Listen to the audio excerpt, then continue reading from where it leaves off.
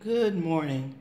I'm here just to share with you from the Complete Women's Conference, just a short word to hoping to enlighten you and hoping to strengthen you and to encourage you.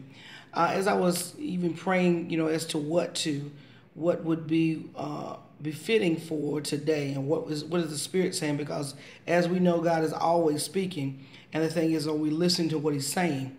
Over in 1 Corinthians, the Lord speaks, 1 Corinthians 13:1, which people call the love chapter, speaks about, though I speak with the tongues of men and angels and have not charity, which is love, it says, I become a tinkling cymbal. And one thing the Lord is putting in my heart today is the fact that though we do a lot of things before people, or we think we do a lot of what we think looks like church things or kingdom things, all those things have to come from the foundation of love. And we've seen people for years try to operate and try to do things in church and communities and whatnot, and their motivation is not love. And so we see those things may end in short-lived, or we may see those same things or have offended people, or become a task. We get weary in well-doing. One thing about Christ, when He died on the cross, His motivation for everything He did was love. When they spit on Him, when they persecuted Him, when they say all manner of evil against Him, He had the same option as we as human beings. He could have just walked away, or He could have just said, I've had enough of this. But His motivation, He understood when He came. For God so loved the world, from John 3:16, says He loved the world so much that He gave His Son, and that whosoever shall believe in Him shall not perish, but have everlasting life. We don't realize the love of God extends so beyond what we're accustomed to saying love is. We have taken love and we've made it and belittled it to the place where we've walked all over top of people and say, I still love you. Or we had bad motives in what we did, and yet and still we don't understand that motive is not an indication of love. There are things that are even going on in our lives right now that call for and demand for the love of God. People may have said or done things to you, or there may have been things that happened in your life that to you may have been felt like or you may feel like those things were unwarranted, that you didn't deserve those things. I often, even question, Lord, why did this have to happen? Or why did I have to go through that? And the one thing the Lord always says to me is, why not you?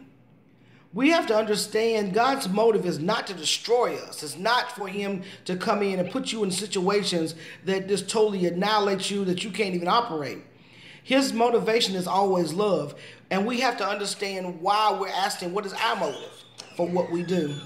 We test Him in every facet of our life through the things we say and the things we do. Our actions speak. Old people used to say, your actions speak louder than your words. And so we have to understand our actions say whether we really mean what we're really saying. The difference between our love for Christ and our love for one another should be totally different. And what I mean by that is, with one another, we find ourselves to be temporary with each other. Christ's love never ends. It never stops. It never alters. In the midst of everything we do, whether it be good or evil, Christ still loves us. When we make mistakes, He still loves us. When we say and do things, He still loves us. When we don't even love ourselves, Christ still loves us. Through the hurt and through the pain, the love of God is always showing Him embracing us.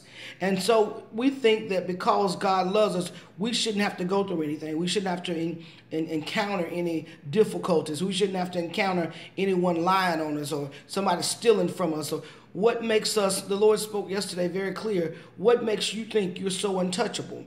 What makes you think that your family can't be touched, or your children can't be touched, or your marriage can't be touched?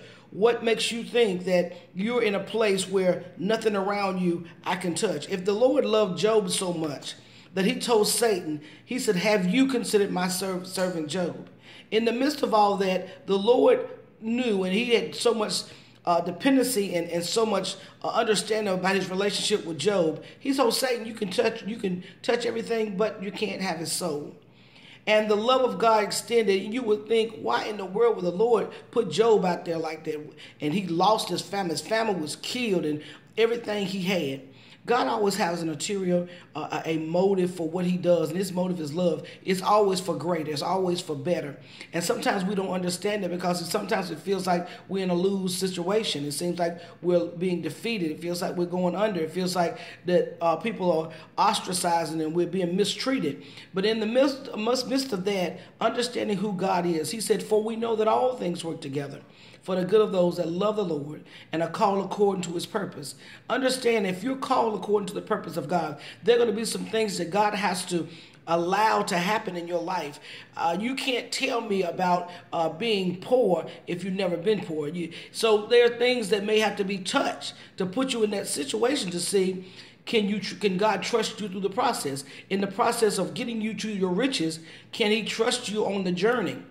That means if he takes everything you have, is your motive serving him the things, or do you truly love him? Is it divine love? Is it love unconditional? If I have 3 meals a day or no meals a day, do I still love you and do I still worship you and trust you no matter what you allow me to go through? And so God wants us to see that his love is so beyond what our understanding is. We have limited him to our things. We have limited it to our families. We're saying it's just our little family is being affected. But understand, God did all this to save many alive. It's not just about your family. It's not just about those in your circle. There's so many other people that God wants to use you to reach them. And the love of God, this thing, he chose you. He could have chose anybody else. And he allowed your things to be touched. But the word lets us know that whatever the enemy taken, he said, no man has given up anything in this lifetime that I would not give him back double. So that means, well, everything you lost, God is always going to give you back more than what you lost.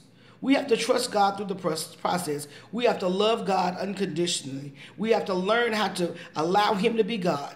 Trust what he's doing in our life. And we'll see the outcome on the other side of this praise is our victory. God bless.